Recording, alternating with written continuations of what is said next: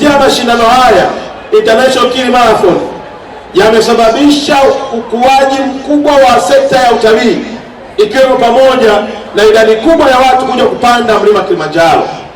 Nikamwambia sio hivyo tu, yamechagiza kwa kiwango kikubwa pato la mwananchi mmoja mmoja, kuanzia mfugaji kwa sababu anapata soko la kuuza nyama, kuanzia mkulima kwa sababu anapata soko la kuuza chakula. Kwa kazi kubwa inayofanyika, amesema mwakani yeye mwenyewe Daktari Samia Suluhu Hassan atakuja kwenye International Kili Marathon kushiriki nanyi kwenye riadha. Samia amesema mwakani atatoa fedha taslimu kwa ajili ya zawadi ya wanayoshinda zaidi ya milioni 100 kuhakikisha kwamba zinakwenda kwa watu.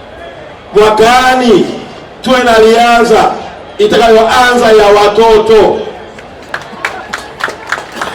Nilipopita kule nimeona watoto wadogo wakiwa wanakimbia. Kila jambo linakuwa na utangulizi.